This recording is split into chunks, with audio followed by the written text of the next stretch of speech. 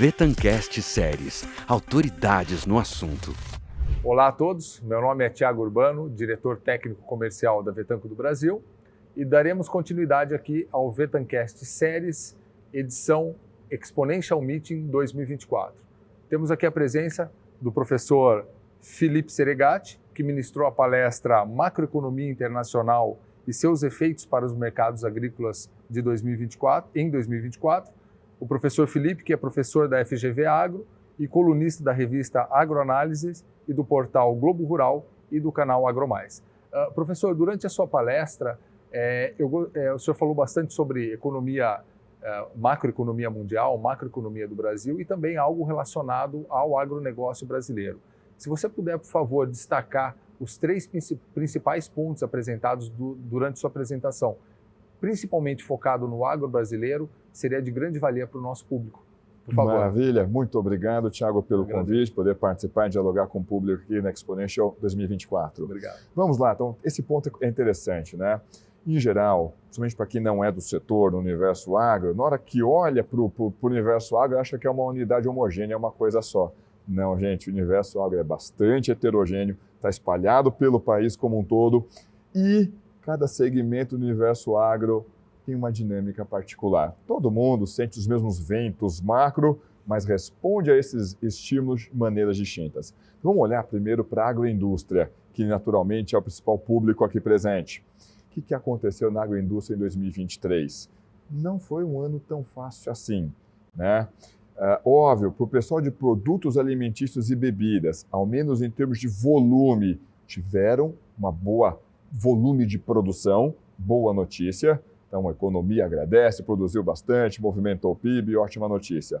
É óbvio que, para quem está operando no setor, ele não quer saber apenas de volume, quer saber de margem, de faturamento, de lucro, e aí tem uma série de desafios, mas a agroindústria de produtos alimentícios e bebidas já viu anos mais complicados. Vamos lá. Em 2023, nós tivemos uma safra recorde nos grãos, que reduziu custos de produção, por exemplo, da ração, o farelo de soja ficou mais barato, o milho ficou mais barato, que deu um alívio para diversas cadeias e algumas estavam precisando. Vou dar especial destaque para suínos, que estava aqui presente, mas também vamos dar um destaque para o pessoal da pecuária leiteira, que também passou momentos bem difíceis. De qualquer forma, a agroindústria 2023, início do ano mais travado, mais complicado, nós observamos um esforço grande de recuperação, principalmente ao longo do segundo semestre, e deu resultados. Então, no agregado, no acumulado de 2023, a agroindústria brasileira conseguiu encerrar o ano em campo positivo, 0,6% de crescimento. Eu sei que talvez quem está ouvindo isso fala, 0,6% é pouco. Você vê o agro crescendo 16% e a agroindústria 0,6%. São dinâmicas distintas, mas olha como esse 0,6 é um número que tem que ser comemorado. Quem que é a contrapartida da agroindústria? Quem que é a referência, o benchmark? Não é o que acontece dentro da porteira. Nós estamos falando de uma atividade industrial, tem uma carga tributária distinta, tem uma demanda por mão de obra distinta de quem está dentro da porteira. Então, é um setor diferente. Então, é a indústria de transformação. Esse é o grande benchmark para a agroindústria. Enquanto a indústria de transformação brasileira encolheu ano passado 1,1%, e são as mesmas adversidades, a agroindústria conseguiu registrar um crescimento. Não foi um crescimento, muito vigoroso. Quer dizer, até foi, se a gente for considerar apenas o segundo semestre. Mas o meu semestre foi complicado, comprometeu o crescimento do ano, mas ainda assim, conseguiu colocar a cabeça para fora d'água, conseguiu respirar de forma mais aliviada. Por que isso é importante quando a gente olha para 2024? Porque em 2024, essa agroindústria está começando o ano com alguma aceleração. Então não é que vai ter que começar o ano, entre aspas, correndo atrás do prejuízo, como aconteceu em 2023. Então a gente olha para 2024, para a indústria brasileira e vê, não que o caminho vai ser super fácil, o crescimento está garantido, mas as condições presentes nesse momento, são melhores do que as condições que a gente enxergava em fevereiro do ano passado. Perfeito.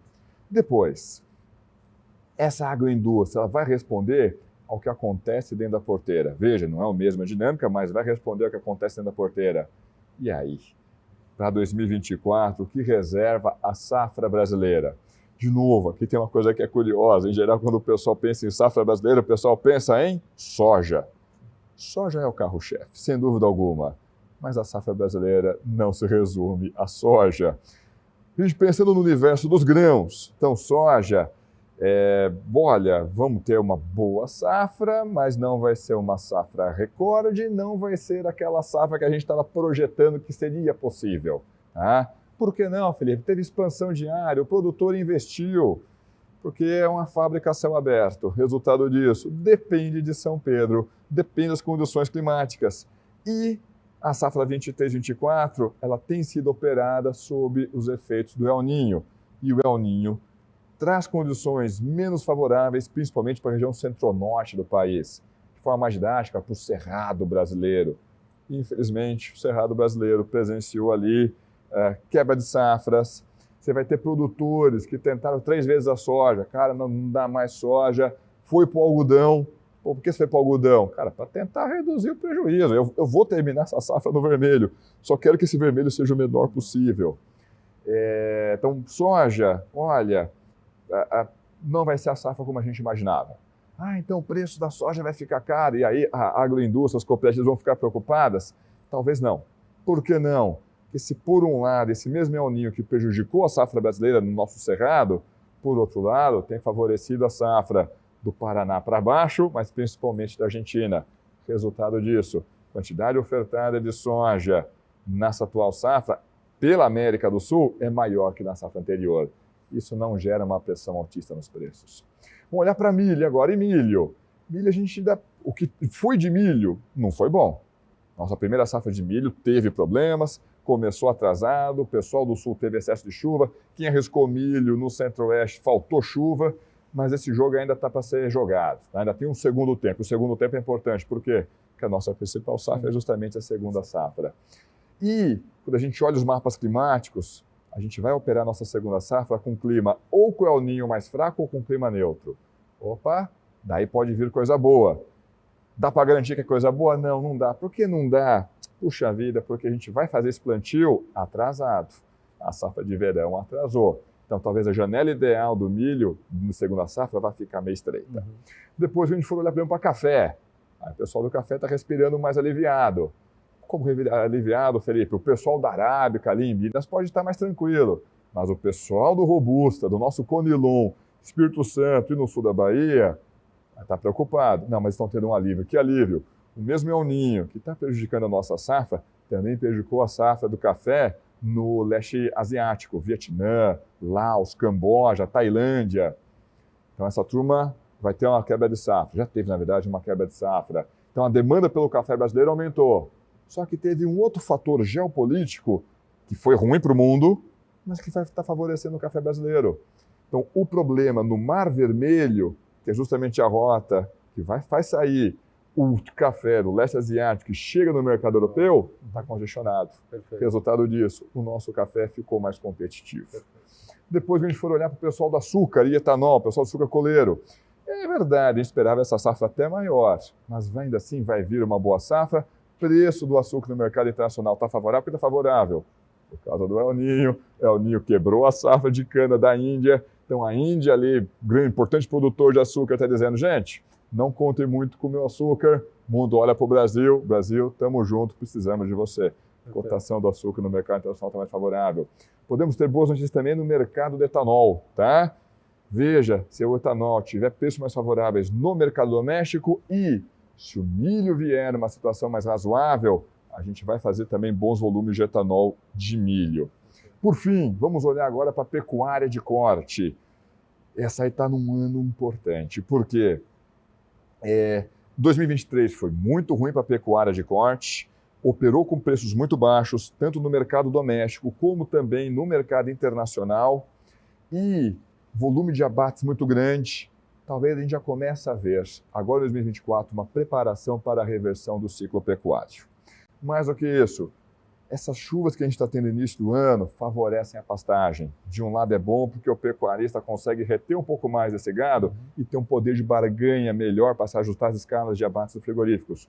No entanto, essa pastagem mais razoável também tende a aumentar a quantidade ofertada de carne. É um animal que vai se alimentar melhor.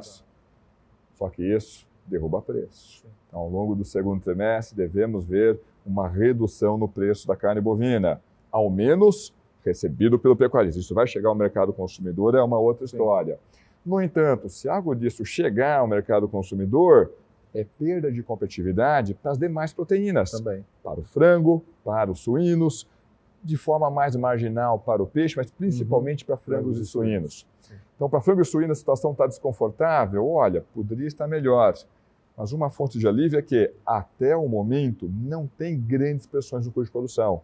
Então, aquele grão que tem uma safra grande por causa da Argentina derrubando as cotações, favorece, tornando que a mas que o preço da ração também fique de forma mais razoável para as demais categorias de proteína animal. Perfeito. Falando, com uma última pergunta, falando sobre commodities, em especial a soja e o milho, que é o que mais tange e preocupa o mercado de aves e suínos, há uma preocupação, dado o fenômeno do El Niño, como você explicou, uma possível queda na produção, e a China ainda continuando com voracidade para comprar, em especial a soja brasileira, há uma preocupação que o preço possa vir a subir. E você, durante a sua apresentação, você falou bastante sobre uma relação de taxa de juro real e preço de commodity, ou seja, estamos com uma tendência de redução de taxa de juro e, de certa forma, você entende que isso não vai pressionar as commodities, preços de commodities como deveriam.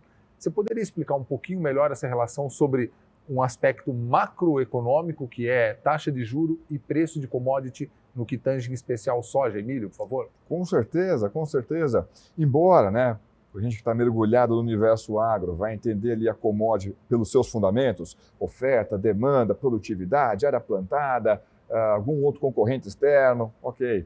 Só que as commodities também são uma classe de ativo financeiro. Ou seja, imagina lá um economista-chefe de um fundo de investimento. Ele tem uma série de ativos que ele pode escolher onde vai investir. Ele pode investir em título público, ele pode investir em ações, pode investir em títulos privados, pode investir em commodities. Então, se você tem uma classe de ativo que passa a ficar mais interessante, naturalmente ponderada pelo seu risco, por exemplo, títulos públicos, acaba atraindo o recurso das demais classes de ativos. E é justamente isso que nós temos observado. O mundo, em 2023, travou uma batalha contra a inflação. A boa notícia, está ganhando essa batalha, mas isso tem um custo. Qual foi o custo? Jogar a taxa de juros lá para cima. Essa taxa de juros lá em cima torna título público mais atraente, eles ficam mais baratos. Você não vai querer pôr esse papel na sua carteira quando ele ficar caro. Tem que aproveitar agora que está barato para você encarteirá-lo. Opa! Só que para encarteirar, eu tenho que desmontar uma posição em alguma outra classe de ativo. Entre essa classe de ativos está as commodities. Então, do lado das commodities, do lado financeiro, nós não vemos ali uma pressão para subir as cotações das commodities, do lado financeiro. E por fim, você comentou de China, e aí é fundamental. A China está olhando e dizendo, gente, eu preciso de grãos, eu tenho aqui uma demanda, olha aqui meu rebanho suíno, eu tenho franguinho também, mas eu estou vendo que os estoques vão aumentar ao final dessa safra. Estou acompanhando o relatório do USDA.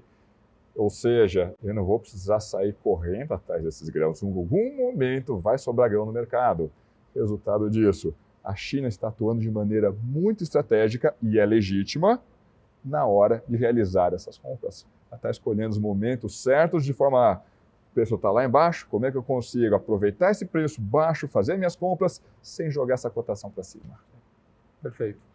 Muitíssimo obrigado, Felipe, novamente. Obrigado pela participação na palestra e novamente aqui pela participação no Vetancast. Contribuiu muito com o público, não tenho dúvida disso. Obrigado novamente e obrigado aos nossos ouvintes por terem acompanhado mais um episódio do Vetancast Séries. Obrigado. Vetancast Séries, autoridades no assunto.